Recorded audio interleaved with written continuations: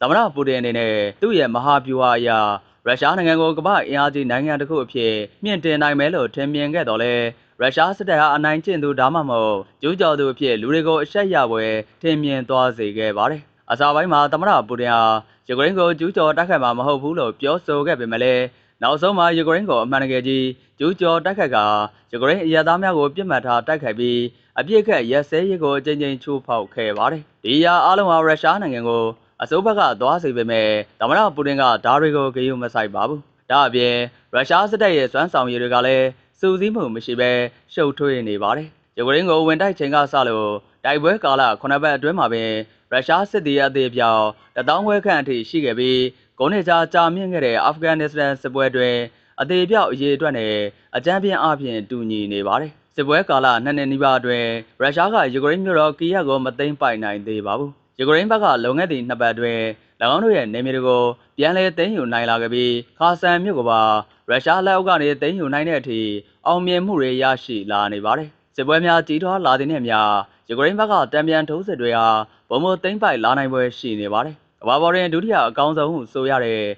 ကြောက်စရာအကောင်းဆုံးရုရှားစစ်တပ်ကတင်းငယ်ပြီးအင်အားနည်းပါတဲ့ယူကရိန်းစစ်တပ်ကိုရှုံးနိမ့်ပွဲရှိနေပါတယ်။ဒါဟာရုရှားစစ်တပ်အတွက်တော့လုံးဝလက်မခံနိုင်စရာအခြေအနေတစ်ခုဖြစ်ပါတယ်။ရခိုင်ကရုရှားဟာ၎င်းတို့ရဲ့ကြီးမားတဲ့စစ်တပ်ကိုအသုံးပြု၍ဆိုဗီယက်မှခွဲထွက်လာတဲ့နိုင်ငံငယ်များကိုလွှမ်းမိုးကာ၎င်းတို့နဲ့မမျှတတဲ့စီးပွားရေးဆက်ဆံမှုများလှုပ်ဆောင်ရန်အတင်းကျပ်ဖိအားပေးခဲ့ပါတယ်။သမ္မတပူတင်ဟာမကြာသေးမီကကျင်းပခဲ့တဲ့ရှန်ဟိုင်းပူးပေါင်းဆောင်ရွက်ရေးအဖွဲ့ထိပ်သီးအစည်းအဝေးတွင်ကာဂျစ္စတန်သမ္မတကိုကြိုပြီးစောင့်နေရတဲ့အထိဂရမလင်ရဲ့လွှမ်းမိုးချုပ်ကိုင်မှုကိုစိန်ခေါ်လာခဲ့ပါတယ်။အရင်ကတော့ဒီလိုမျိုးကိုဘယ်သူမှမလုပ်ရဲကြပါဘူး။လက်တွေ့မှာတော့သမ္မတပူတင်ရဲ့လုပ်ရက်တွေဟာရုရှားနိုင်ငံကိုထိခိုက်မှုတွေသာဖြစ်ပေါ်လာစေပါတယ်။1992ကရုရှားရဲ့အခြေအနေတွေကိုပြန်သွားကြည့်ကြရအောင်ပါ။1991ခုနှစ်ဒီဇင်ဘာလတွင်ဆိုဗီယက်ယူနီယံကြီးပြိုကွဲသွားခဲ့ပါတယ်။ဆိုဗီယက်ယူနီယံကြီးပြိုလဲသွားပြီးနောက်ရုရှားနိုင်ငံဟာကြီးမားတဲ့ကျွေးမီများအနုလက္ခဏာပြနေတဲ့စီးပွားရေးတိုးတက်မှုငွေကြေးဖောင်းပွားမှုနဲ့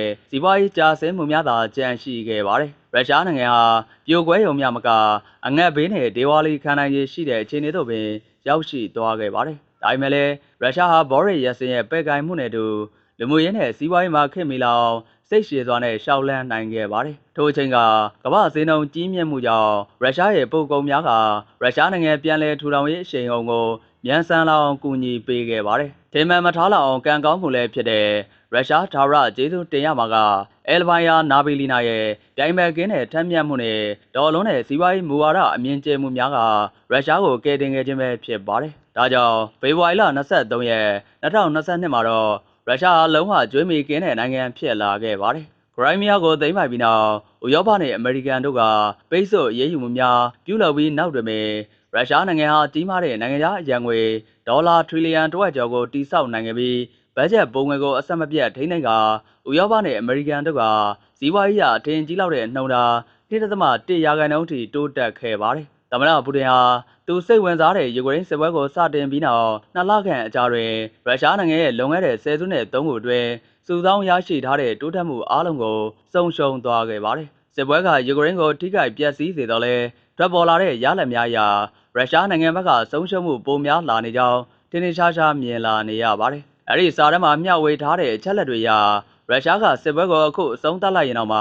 အခြေအနေအလွန်ဆုံးနေပြီဖြစ်ပြီးနိုင်ငံရဲ့စီးပွားရေးကိုစစ်ကြိုခက်ကအဆင့်သို့ပြန်လည်ရောက်ရှိရန်နှစ်ပေါင်းများစွာအချိန်ယူရနိုင်ပါတယ်။သမ္မတပူတင်ရဲ့ယူကရိန်းစစ်ပွဲကြောင့်ရုရှားအပေါ်တက်ရောက်တဲ့အထင်ရှားဆုံးဆုံးရှုံးမှုမှာရုရှားနိုင်ငံဟာကမ္ဘာလုံးဆိုင်ရာစီးပွားရေးအပေခံနိုင်ငံဖြစ်လာနေတာပဲဖြစ်ပါတယ်။လက်ရှိအချိန်မှာစစ်ပွဲတွေဆင်နွှဲနေတဲ့ရုရှားနိုင်ငံရဲ့ဈေးကွက်မှာနိုင်ငံတကာကုမ္ပဏီပေါင်း1000ကျော်အထိထွက်ခွာသွားခဲ့ကြပြီးနိုင်ငံတွင်းမှာထွက်ခွာသွားတဲ့နိုင်ငံခြားကုမ္ပဏီများရဲ့ပိုင်ဆိုင်မှုအားလုံးကိုသိမ်းယူမည်ဟ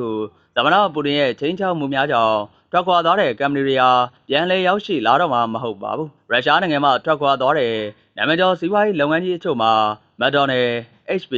Starbucks, Nike, Shell, Uber, FedEx, Dell, Intel, Google,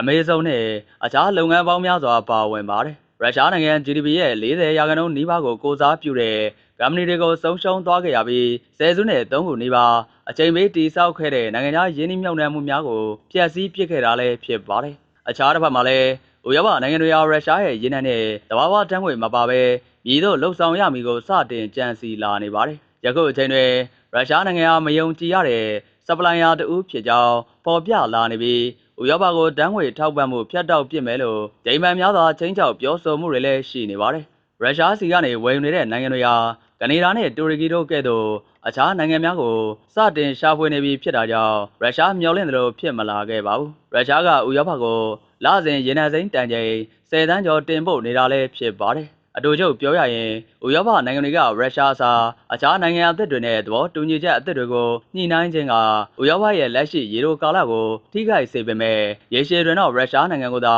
ဗမိုထိခိုက်စေမှာဖြစ်ပါတယ်။ယခုဆိုရုရှားဟာဥရောပကမဝယ်တော့တဲ့ရေနံတွေအတွက်ဝယ်ယူသူအသစ်တွေတောင်ရနေပြီလို့ပြောပါတယ်။ရုရှားထံမှရေနံစိမ်းကိုဝယ်ယူရန်သုံးဖြတ်မိမည်သည့်နိုင်ငံမဆိုရုရှားရဲ့ဆိုရတဲ့အခြေအနေများကိုသိကြပေါအခွင့်ကောင်းယူကအကောင်းဆုံးဖြစ်နိုင်ခြေရှိတဲ့ဈေးနှုန်းကိုရရှိမှာဖြစ်ပါတယ်။ဒါပေမဲ့ရုရှားက